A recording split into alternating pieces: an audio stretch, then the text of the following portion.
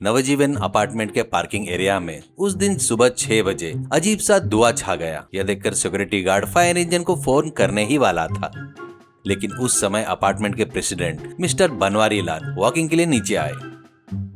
बनवारी लाल चिल्लाते हुए और धुएं को देखते हुए धुआं फ्लैट नंबर 202 के परमेश्वरम के कार पार्किंग से आ रहा है। परमेश्वर सफेद शर्ट पहने हुए बड़े बर्तनों में 200 के तवे के बीच में खड़ा होकर कड़ची चला रहा है। पास में एक बोर्ड लगा है जिस पर लिखा था नाश्ता पॉइंट, यहाँ पार्किंग नहीं सिर्फ खाना है। बनवारी लाल आंखें बड़ी करते हुए गुस्से में चिल्लाता है, ए परम, ये क्या है? तुम्हें अक्ल है या नहीं? कार पार्किंग एरिया में सीधा होटल ही खोल दिया। तुम्हें सोसाइटी के नियम कायदे मालूम है या नहीं? परमेश्वर हंसते हुए, सर प्रेसिडेंट साहब सुबह सुबह इस तरह मत चिल्लाइए, गले में दर्द हो जाएगा। कूल कूल, कार तो एक लोहे का टुकड़ा है सर, उसको तो कहीं भी रोड पर छोड़ा जा सकता है, उसे भूख नहीं लगती। लेकिन ये हमारा जो पेट है ना, ये बहुत ही पवित्र है। पहले ये गर्मा गर्म डोसा खाइए, फिर बात करेंगे। बनवारी लाल डोसे की खुशबू सूंघते ही उनके मुंह में पानी आ जाता है। वो आसपास देखते हैं कि कोई देख तो नहीं रहा और एक टुकड़ा मुंह में डालते हैं। अरे बाप रे परम, सुपर, चटनी तो लाजवाब है, लेकिन नियम तो इसकी इजाजत नहीं देता भाई। अगर किसी ने देख लिया तो मुझे प्रेसिडेंट के पद से हटा देंगे।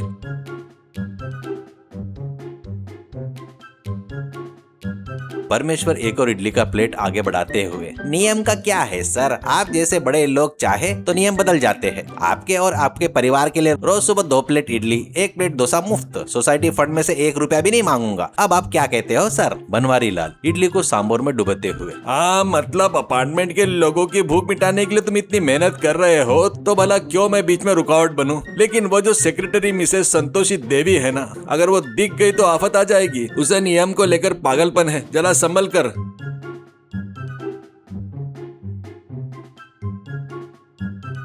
प्लेट खाली करके चुपके से वहां से निकल जाता है। कुछ ही देर में नाश्ता सेंटर पर भारी भीड़ लग जाती है।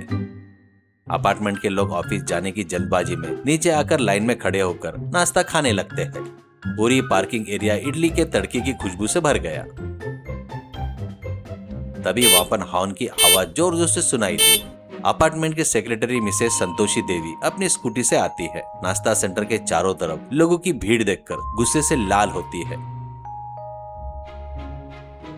और स्कूटी से उतरकर चिल्लाने लगती है, अरे ये क्या तमाशा है यहाँ पर? बनवारी लाल जी, कहाँ है आप? प्रेसिडेंट होकर आप क्या कर रहे हो? क्या यही आपकी देख रेख है? बनवारी लाल मुंह में मैसूर भजिया ठूसते हुए रंगे हाथों पकड़े जाते हैं। उनका गला रुन जाता है। परमेश्वर तुरंत आगे आता है। नमस्ते मैडम, आइए आइए, आपके लिए मैंने खास तौर पर काजू उपमा बना कर रखा है। गर्मा गर्म खाएंगी तो अमृत जैसा लगेगा। अरे शट अप, क्या ये तुम्हारे बाप की जागीर है? अपार्टमेंट का पार्किंग एरिया कॉमन प्रॉपर्टी होती है। यहाँ तुम कमर्शियल बिजनेस कैसे जा सकते हो? इसकी वजह से कारों पर तेल गिर रहा है, सांभर बाहर आ रहा है और चारों तरफ मक्खियाँ भिन भिना रही है। अगर कल तक तुम्हें इसे नहीं हटाया तो मैं म्युनिसिपल ऑफिसर्स को बुलाकर इसे सीज करवा दूंगी, याद रखना। मैडम, आप बेकार में टेंशन ले रही हो। वैसे भी आपकी स्कूटी का पार्किंग लॉट तो खाली है ना। मेरी वजह से किसी को कोई परेशानी नहीं हो रही है। परेशानी नहीं हो रही है क्या? मेरी स्कूटी पार्क करने के लिए रास्ता कहाँ बचा है? यहाँ पर आधे से ज्यादा लोग प्लेट हाथ में लेकर मेरे रास्ते में खड़े हैं। बनवारी लाल जी, आपके मुंह में क्या है? भजिया है क्या? प्रेसिडेंट होकर आप इस तरह खुद रिश्वत खा रहे हो? बनवारी लाल अपना गला साफ करते हुए, ऐसी बात नहीं है संतोषी देवी जी,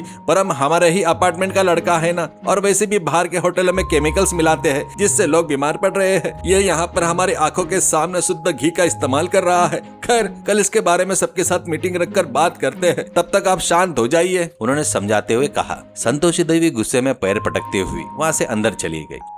वह आधी रात के 12 बजे का समय था। पूरा अपार्टमेंट अंधेरे में डूबा था। नाश्ता सेंटर के सारे सामान को पार्किंग स्लॉट में एक बड़े तिरपाल में ढककर परमेश्वर ने रख दिया था। उसी समय अपार्टमेंट की कंपाउंड वॉल कूदकर एक शख्स अंदर आया। उसका नाम था दिलसुख। वो उस इलाके में घूमने वाला एक छोटा मोटा चोर था। वह आमतौर पर कारों से स्टीरियो और बाइकों से पेट्रोल चुराता था, लेकिन आज जैसे ही वो अंदर आया उसकी नाक में एक अद्भुत खुशबू आई। सुबह बने सांबार और आम के अचार की खुशबू अभी भी उस इलाके में महक रही थी। दिलसुख कारों की तरफ न जाकर धीरे धीरे उस तिरपाल की तरफ बढ़ता है और उसे हटाता है।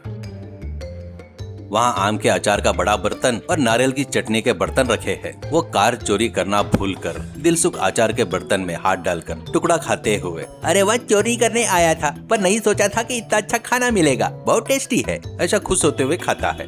उसी समय ऊपर से धीरे धीरे नीचे उतर रही संतोषी देवी। उसके हाथ में केरोसिन का एक बड़ा डब्बा था। वह किसी भी तरह परमेश के सामान पर केरोसिन डालकर नाश्ता सेंटर को बर्बाद करना चाहती ताकि कल सुबह होटल न खुल सके। यह उसका घिनौना प्लान था। अंधेरे में संतोषी देवी आगे बढ़ रही थी। तभी आचार खा रहे दिलसुख की नजर उसकी सफेद ड्रेस पर पड़ी। वो उसे भूत समझकर डर जाता है। डर के मारे चिल्लाते हुए, अरे बाप रे भूत, मुझे छोड़ दो, मैं तो सिर्फ अचार चुरा रहा था, मैं तुम्हारे चक्कर में नहीं पड़ूंगा, मुझे जाने दो करके जोर से चिल्लाता है। उसकी चीख सुनकर संतोषी देवी भी बुरी तरह डर जाती है और उसके हाथ का वो केरोसिन का डब्बा नीचे गिर जाता है। वो डिब्बा लुढ़कते हुए प्रेसिडेंट बनवारी लाल के कार के टायर के नीचे चला जाता है। दिलसुख भागने की कोशिश में अंधेरे में कार से जोर से टकरा जाता है। कार का सिक्योरिटी अलार्म टैंग टैंग करते हुए जोर से बजने लगता है। कार की अलार्म की आवाज सुनकर अपार्टमेंट के सारे लोग फटाफट नीचे दौड़ते हुए आए। परमेश्वर लुंगी लपटे हाथ में डोसे की कड़ची पकड़े सुरक्षा के लिए आ गया। बनवारी लाल भी घबराते हुए लाइट जलाते ही वहाँ का नजारा देखकर सबने अपनी उंगलियां दांतों तले दबा ली। कार के पास चोर दिलसुख खड़ा है जिसके पूरे चेहरे पर आम का अचार लगा हुआ है। दूसरी तरफ संतोषी देवी केरोसिन का खाली डब्बा पकड़े हुए रंगे हाथ पकड़ी गई। बनवारी लाल चिल्लाकर, ये क्या हो रहा है यहाँ पर? तुम मेरी नई कार चुराने आए थे, चोर बदमाश। और संतोषी देवी, आपके हाथ में केरोसिन क्या कर रहा है? मेरी कार को आग लगाने के लिए क्या आपने इस चोर को बुलाया था? कितना बड़ा धोखा। संतोषी देवी घबराते हुए, नहीं बनवारी लाल जी, मेरी बात का यकीन मानिए, मैं आपके कार को नहीं बल्कि इस परमेश्वर के नाश्ता सेंटर को जलाने आई थी। मेरा मतलब है यहाँ के कचरे को साफ करने आई थी। असली चोर तो ये है। दिलसुख की तरफ इशारा करते हुए दिलसुख रोते हुए, सर मैं चोर हूँ लेकिन कार चोरी नहीं करता सर, मैं एक सिर्फ परम भैया के बनाए आम के अचार की चोरी करने आया था।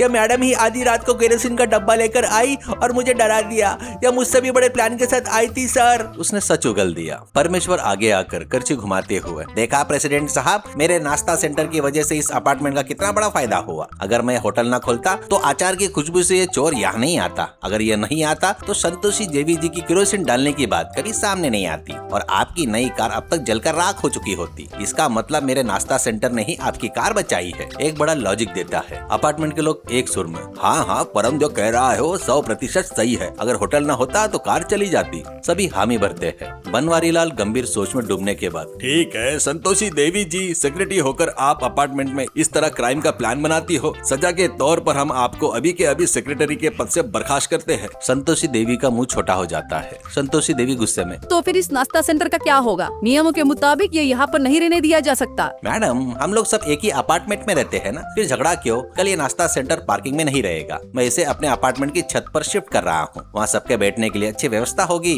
और सब शांति में खा सकेंगे। और हाँ संतोषी देवी जी, रोज सुबह आपके लिए स्पेशल मसाला डोसा पार्सल बिल्कुल मुफ्त भेजा जाएगा। अब तो ठीक है ना? डोसा का ऑफर सुनते ही संतोषी देवी शांत हो जाती है।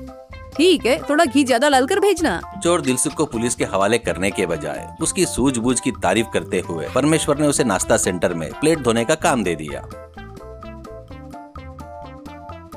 अगले दिन से नवजीवन अपार्टमेंट की छत पर नवजीवन टेरेस कैफे ग्रैंड तरीके से शुरू हो गया। प्रेसिडेंट बनवारी लाल और पूर्वी सेक्रेटरी संतोषी देवी पास पास बैठकर सांबर इडली खाते हुए हंसते हंसते बातें करने लगे।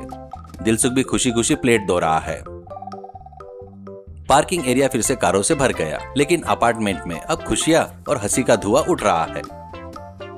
मोरल, जब भी कोई समस्या आए तो आपस में झगड़ने की बजाय कोई ऐसा उपाय सोचना चाहिए जिससे सबको फायदा हो। सूझबूझ से काम लेने पर हर समस्या का समाधान निकाला जा सकता है।